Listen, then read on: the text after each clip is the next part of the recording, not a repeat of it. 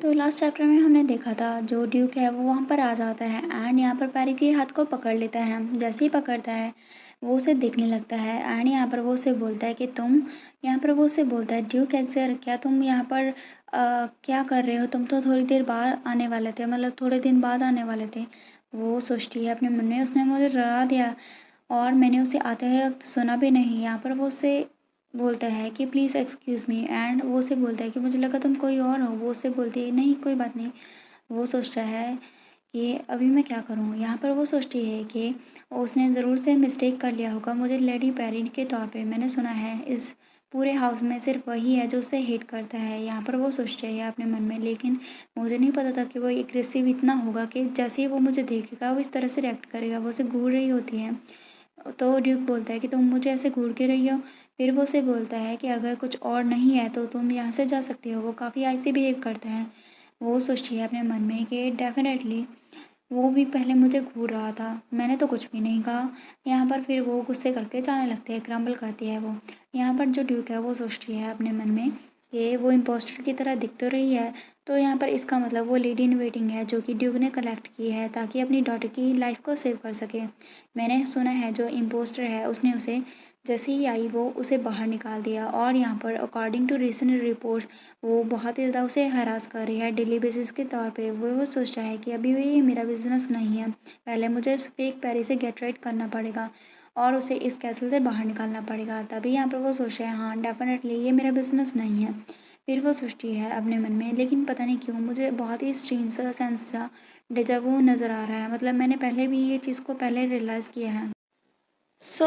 यहाँ पर हम देखते हैं वो अपने रूम में आ जाती है एंड ड्यूक के बारे में सोचने लग जाती है कि वो इकलौता पर्सन था जिसने पूरे जो टेस्ट हैं उसे पास किया था एंड उसके बाद अडॉप्टेड सन बना था। और यहाँ पर अडॉप्टेड सन बनने का कोई कहते हैं रीज़न इसकी आइज़ भी थी जो कि क्रिस्टल क्लियर थी एंड यहाँ पर वो बहुत ही ज़्यादा रेयर आइज़ होती हैं एंड यहाँ पर वो जो ज्वेल्स आइज़ हैं वो काफ़ी ज़्यादा ही रेयर होती हैं। वो सोचती है अपने मन में कि जब मैं छोटी थी एक बार मैंने भी सोचा था कि अगर मेरी ज्वेल्स आइज़ होती तो क्या फिर भी वो मुझे अबेंडन करते, लेकिन फिर मैंने डिनाई कर दिया कि हाँ फिर भी वो अबेंडन कर देते अगर मैं इलिजिमेट चाइल्ड करके। यहाँ पर वो सोचती है कि टावर से एस्केप करना और फिर इमोशनल लाइफ को सेटल डाउन करना, ये बहुत सारी चीज़ें थी जो मैंने खुद से की हैं। यहाँ पर हमें पता चलता है कि उसकी पास्ट लाइफ सिंपल नहीं थी। यहाँ पर जब भी वो उसे पेन होता था जब भी वो इमोशनल यहाँ पर स्टेबल नहीं होती थी वो हमेशा ही धरती के नीचे जाके गड्ढे में घुस जाती थी, क्योंकि यहाँ पर वो अर्थ के साथ रिलेटेड थी तो उसे वहाँ पर अच्छे से सांस आ जाती थी। और यहाँ पर बेचारा मेलो उसे इधर से उधर डिग करता रहता था, उसे यहाँ पर बाहर निकालता रहता था और यहाँ पर मेलो को बहुत ज़्यादा हार्ड टाइम लगता था उसे बाहर निकालने के लिए। तभी वो उसके बारे में सोचने लग जाती है। वो सोचती है कि मुझे अभी फिर से वो इन्फेरिटी कम्प्लेक्स नहीं है। बेसिकली वो कहना चाहती है अभी वो जेलस फील नहीं करते हैं एंड इसके अलावा उसका जो अर्थ मैजिक है वो उससे भी ज़्यादा इम्प्रेसिव है। इधर देखते हैं हम यहाँ पर ड्यूक और साथ में उसका ब्रदर होते हैं, मतलब कि पैरी का ब्रदर लैरन। यहाँ पर वो दोनों एक दूसरे से बात करते हैं और वो इम्पोस्टर के बारे में बात करते हैं एंड यहाँ पर हमारी जो होती है पैरी, मतलब रियल पैरी, वो इन लोगों की बात सुन रही होती है अर्थ बीइंग के ज़रिए से। यहाँ पर ना जो लैरन होता है वो उससे बोलता है कि हाँ हाँ मुझे पता है वो इम्पोस्टर है एंड यहाँ पर बातचीत चलती है एंड लैरन के मुंह से इम्पोस्टर सब सुन के वो चौंक जाती है। वो सोचती है कि अगर उसे पहले से पता है कि वो इम्पोस्टर है तो तब भी वो उसके साथ इतना नज़दीक रिएक्ट क्यों कर रहा था, और अगर उसे पता है तो उसने अपने भाई यानी कि फेनिक्स और अपने डैड को क्यों नहीं बताया। यहाँ पर हमें पता चलता है कि जो लैरन है उसे ऑलरेडी पता है कि वो लड़की झूठ बोल रही है, लेकिन फिर भी वो उसके साथ ऐसा कर रहा है। यहाँ पर वो उसे बोलता है कि मुझे श्योर है कि जो मेरी लिटिल सिस्टर है वो फ्रॉड है, अगर उसे फिनिक्स को ये बात पता चली ना तो वो सह नहीं पाएगा। और फादर उसे भी थोड़ा सा डिज़र्व होता है कि वो अपनी डॉटर के आने की थोड़ी बहुत खुशी मनाए। वो उसे बोलता है कि नॉनसेंस बोल रहे हो तुम, अगर तुम सच में उनके बारे में केयर करते तो वो तुम ऑलरेडी उन्हें बता देते।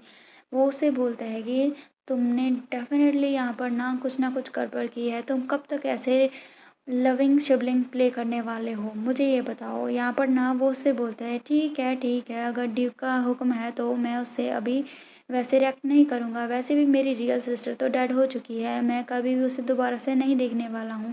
तो इसीलिए मैं सोच रहा था कि मैं थोड़ा-सा एक्सपीरियंस कर लूँ कि कैसे रहता होगा अगर मेरी छोटी सिस्टर ज़िंदा रहती। यहाँ पर वो उसे देखते हैं, ड्यूक सोचता है कि सच में ये लुनाटिक है, बट उसके कारण ही यहाँ पर वो इम्पोस्टर को बहुत ही ज़्यादा अच्छे से हैंडल कर रहा है, जिसकी वजह से मैरिज की टॉक बहुत ही स्मूथली जा रही है। सो हमें यहाँ पर पता चलता है ड्यूक ने यहाँ पर लैरेन को बोल दिया होता है कि अभी ये जो तुम ड्रामा करते हो ना उसका बड़ा भाई बनने का, वो क्विट कर सकते हो, तुम्हें पता है वो इम्पोस्टर है। यहाँ पर वो उससे बोलता है ठीक है अगर तुम ऐसा चाहते हो। और ये सारी बातें कुछ हमारी जो लेडी पैरी है वो सुन लेती है उस अपने अर्थ विंग के ज़रिए से, लेकिन वो ज़्यादा नहीं सुन पाती क्योंकि यहाँ पर बहुत ही स्ट्रॉन्ग प्रेजेंस होती है ड्यूक की। यहाँ पर हम देखते हैं उसके सामने अभी जो फेक पैरी होती है, लैरेन उससे बोलता है कि माफ़ करना लेकिन मैं अभी तुम्हारे साथ ऐसे एक्ट करना कंटिन्यू नहीं कर सकता हूँ, तुम्हारी हर बात नहीं मान सकता हूँ। तभी जो फेक लेडी पैरी होते हैं वो बोलती है लैरेन तुम क्या कर रहे हो। वो उससे बोलता है कि मैं पावरलेस हूँ, तुम देखो ना यहाँ पर ज़्यादा मेरे पास पावर नहीं है, लेकिन यहाँ पर नो मैटर मुझे कितना ही फ़न क्यों ना आता हो, लेकिन जो ड्यूक है उसने मुझे ऑर्डर दिया है तो मुझे बस यस करना पड़ेगा। यहाँ पर वो लेडी उससे बोलती है लेकिन लैरेन मुझे समझ में नहीं आ रहा तुम क्या कह रहे हो। वो सोचती है अपने में कि वो पहले से डिफरेंट नज़र आ रहा है, आखिर हुआ क्या है।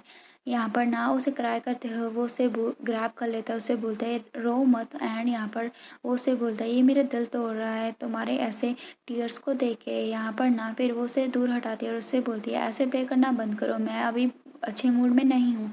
और यहाँ पर वो उससे बोलता है कि तुम अभी बैड मूड में क्यों हो।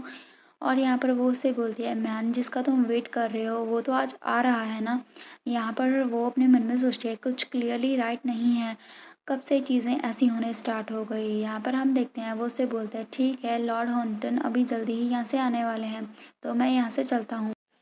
हम देखते हैं हमारी जो रियल पैरी होती है ये सारे ड्रामे को देखती है, वो सोचती है सच में वो उससे टर्न बैक कर रहा है, लेकिन फ्यू डेज़ पहले तो वो पूरी तरह से प्रिटेंड कर रहा था उसके भाई बनने के लिए, इसने कितनी जल्दी ही कट कर दिया सभी के सामने उसके साथ। यहाँ पर हम देखते हैं वो जो लेडी है वो उसके ऊपर गुस्सा निकालने लग जाती है, वो उसे घूर के देखती है और उससे बोलती है ये तुम्हारा फॉल्ट है। और यहाँ पर ना वो उसके सामने इस तरह से रिएक्ट करती हैं।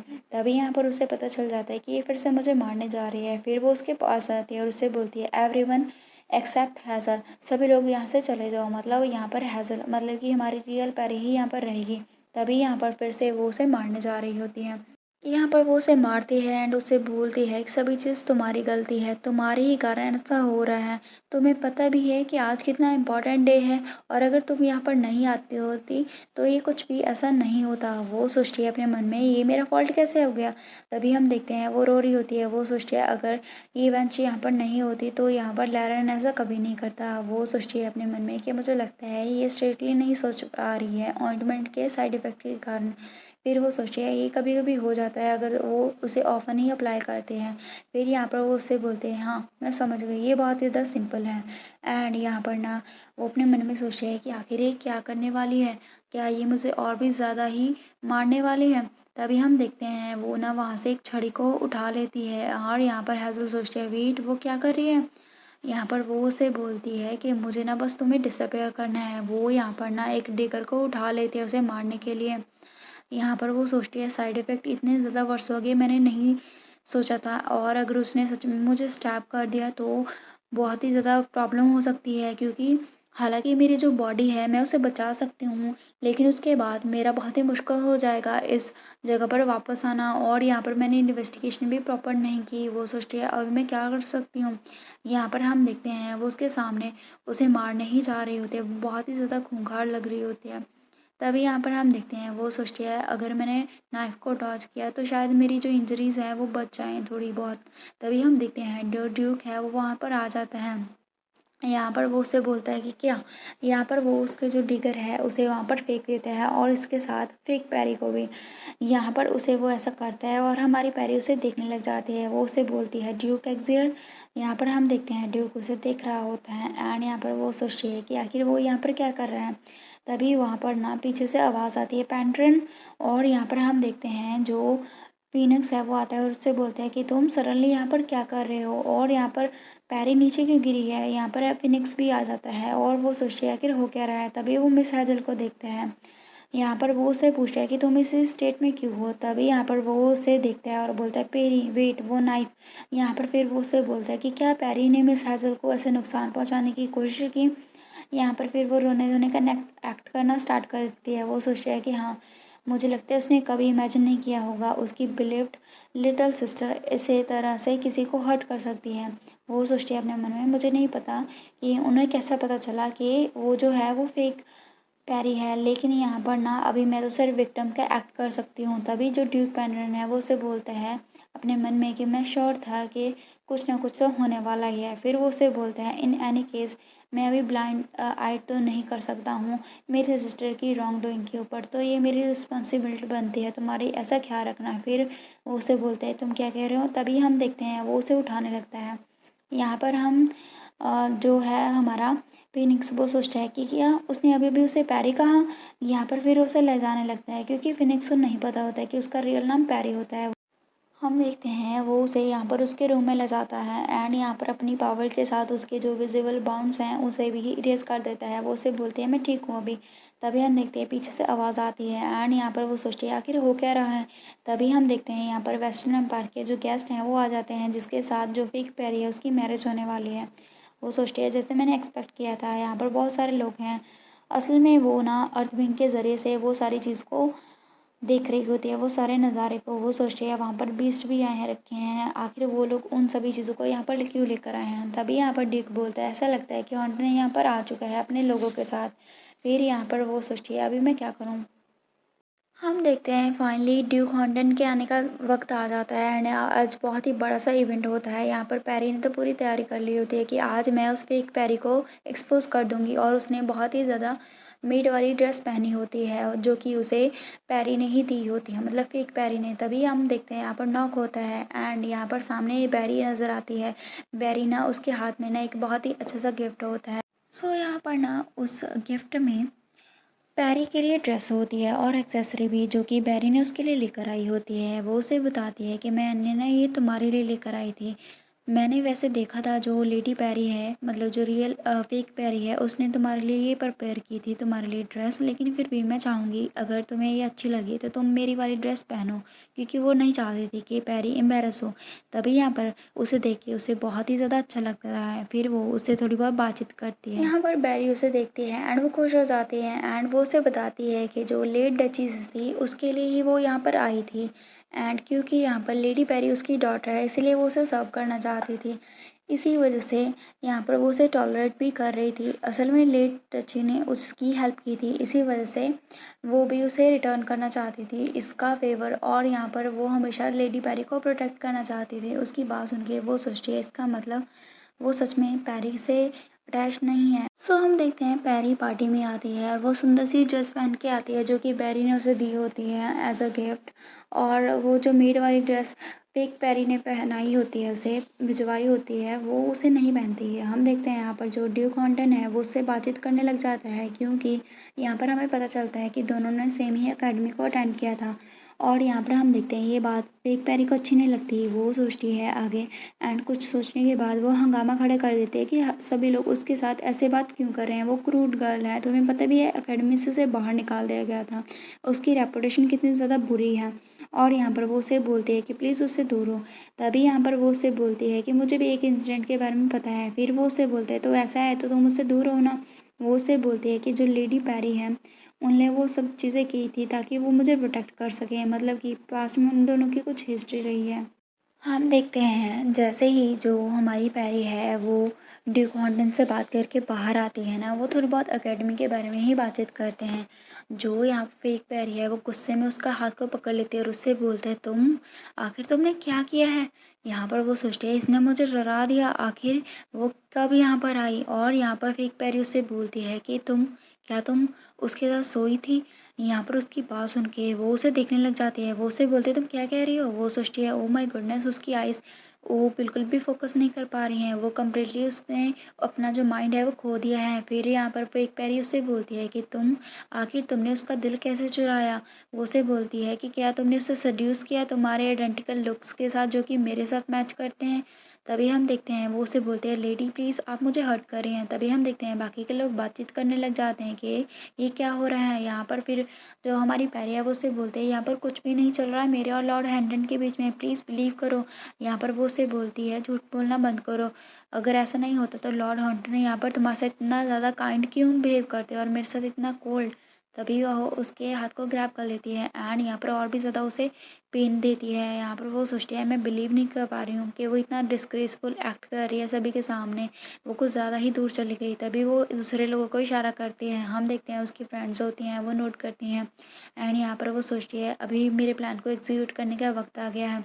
तभी हम देखते हैं बाकी की जो लेडी हैं उसकी वो उसके पास जाती हैं और उससे बोलते हैं लेडी प्लीज़ काम डाउन हो जाओ और सभी लोग वॉच कर रहे हैं। तो वो लेडी उसे पानी देती है और उससे बोलती है कि आप शांत हो जाइए। तभी यहाँ पर जो फेक पैरी है वो उससे स्नैच कर लेती है उसे और उसे बोलते हैं कि तुम्हारी हिम्मत कैसे हुई मुझे ये कहने की कि मैं क्या करूँ क्या नहीं, मुझे ये दे दो।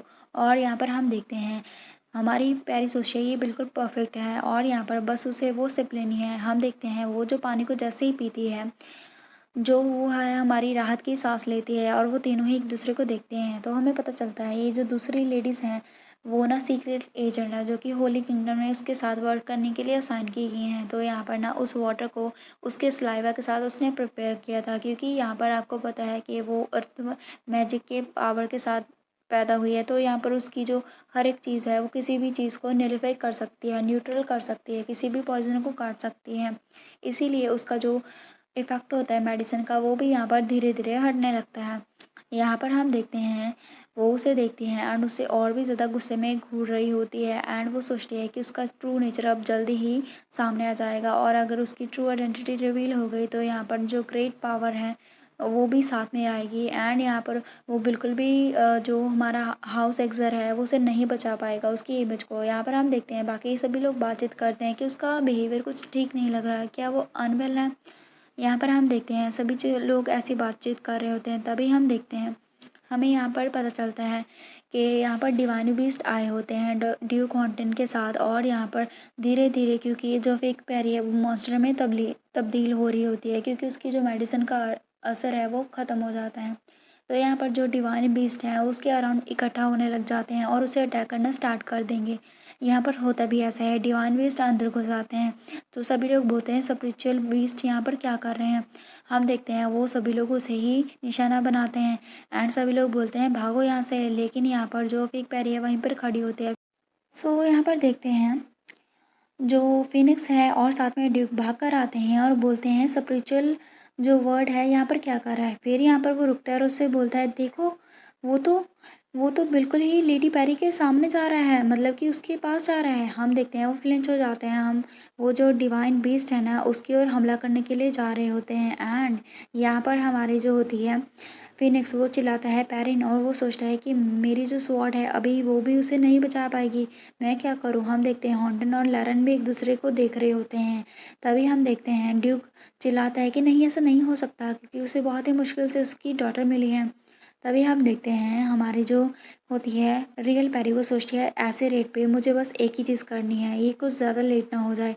वो सोचती है फाइनल जो एलिमेंट है मेरी प्लान को कंप्लीट करने का वो कोई और नहीं मैं खुद हूँ और यहाँ पर वो उस लेडी के सामने आ जाती है एंड वो सोचती है कि मैं ना खुद को उसके सामने लाऊंगी और सभी जो अटैक है वो मेरे ऊपर होंगे और यहाँ पर बाद में जो वो हैं डिवाइन बीस्ट के जो हथियार से मतलब डिवाइन बीस्ट के हमले से उसके जो नाखून वगैरह है उसे चुभेंगे तो यहाँ पर उसके खून निकलेगा और उसका खून बहुत ही ज़्यादा प्योर होता है। जैसे ही वो फेक पैरी पे गिरेगा वो मॉन्स्टर में तब्दील हो जाएगी। यहाँ पर हम देखते हैं जो ड्यूक होता है अभी का मतलब कि पेंड्रन वो चिल्लाता है पैरी। यहाँ पर हम देखते हैं जैसे उसके ऊपर अटैक होता है जो ब्लड है वो फेक पैरी पे जाके गिरता है और जही वो चाहती थी। हम देखते हैं यहाँ पर ना जो प्रोसेस है उसके मॉन्स्टर बनने का वो पूरी तरह से शुरू हो जाता है, वो बहुत ही एक्सेलरेट होने लगते हैं। हम देखते हैं उसकी आंखें कितनी बुरी हो जाती हैं एंड वो सच में बहुत ही ज़्यादा बुरी लग रही होती है, पूरी मॉन्स्टर में तब्दील हो जाती है और यहाँ पर सभी को पता चल जाता है कि उसने कुछ मॉन्स्टर प्रोडक्ट यूज़ किया है। तभी हम देखते हैं यहाँ पर वो तो नीचे गिर जाते हैं एंड सभी लोग बातचीत करते हैं कि आखिर हो क्या रहा है और उसका प्लान बिल्कुल परफेक्ट जाता है एंड उसने पूरी तरह से ये जो इमेज है वो क्रिएट कर दी होती है क्योंकि यहाँ पर उसे पता है वो कभी नहीं मरेगी, वो दूसरी बॉडी पा सकती है अर्थ की मिट्टी के साथ। एंड इसी वजह से उसे कोई गम भी नहीं है और उसका जो ये काम है, मतलब ये जो आइडेंटिटी है वो भी ख़त्म हो जाएगी। हम देखते हैं यहाँ पर बाकी के लोग बात करते हैं कि हमें जल्दी से उस मॉन्स्टर को पकड़ना होगा। यहाँ पर अभी ये जो इंसिडेंट है उसमें हाउस एग्ज़र भी शामिल है, क्योंकि यहाँ पर हाउस एग्ज़र को भी डिसीव कर दिया था उस इम्पोस्टर ने, या फिर वो भी इस सारी चीज़ों में शामिल है, वो भी बात की बातें हैं। हम देखते हैं यहाँ पर फिनिक्स, वो तो उसे ही ऐसे ही देखता रह जाता है। वो सोचती है मेरा प्लान बिल्कुल परफेक्ट था। तभी हम देखते हैं जो पेंड्रन ड्यूक है वो भाग कर आता है और उससे बोलता है मिस पैरी, शायद उसे उसमें से ना जो रियल पैरी है उसकी याद आ रही है, हालांकि वो रियल पैरी ही है। यहाँ पर हम देखते हैं वो सोचती है पेंड्रन यहाँ पर क्यों भाग कर आ रहा है। फिर यहाँ पर वो उसे पकड़ लेता है और उसे बोलता है कि प्लीज़ उठ जाओ। फिर वो सोचती है कि ऐसा थोड़ी ना कि वो मेरे बारे में केयर करता है। फिर वो सोचता है इसके साथ मुझे ना एक बात याद आई। हम देखते हैं वो ऐसे ही यहाँ पर वो सोचती है मैं कौन सा इन लोगों को वापस से देखने वाली हूँ, वो अपना दम तोड़ने लगती है। एंड यहाँ पर हम देखते हैं वो फाइनली उसका हाथ नीचे गिर जाता है, लेकिन ट्विस्ट आता है। ट्विस्ट ये आता है कि यहाँ पर पैरी नहीं मरती है, क्योंकि यहाँ पर वैसे तो वो मर के भी नहीं मरती यहाँ पर, लेकिन यहाँ पर जो ड्यूक पेंड्रन है वो उसे अपनी हीलिंग पावर से बचा लेता है। एंड एट द एंड आपने देखा है फर्स्ट चैप्टर में, जैसे कि हमने दिखाया था जो लैरन है वो उसे ऑफ़र रखता है, क्योंकि यहाँ पर वो जो लेडी थी वो फेक थी, इसीलिए वो उसे ऑफ़र करता है कि क्यों ना तुम यहाँ पर मेरी बहन और यहाँ पर मेरे डैड की डॉटर बन के रहो, तुम्हारी सैलरी भी अच्छी खासी होगी और यहाँ पर मेरे भाई और हम सबको भी अच्छा लगेगा। और वो उसका ऑफ़र साफ साफ रिजेक्ट कर देती है और वो होली किंगडम के जाने की तैयारी करती है। सो लॉर्ड लैरन बहुत ही कोशिश करता है यहाँ पर हमारी पैरी को ऐसे सैलरी का ऑफ़र करके वो यहाँ पर लेडी बन के रह सके एंड उनका भी दिल खुश हो जाए और उन्हें लगे कि उनकी डॉटर उनकी बहन वापस आ गई है। लेकिन वो उसके ऑफ़र को साफ साफ रिजेक्ट कर देती है और होली किंगडम में वापस जाने लगती है। अब यहाँ पर हमारी स्टोरी फिनिश होती है, ये वाला पार्ट। एंड ये स्टोरी यहाँ तक ही फिनिश थी। जैसे ही न्यू अपडेट आएगा मैं आपके साथ शेयर कर दूँगी। That's it, bye.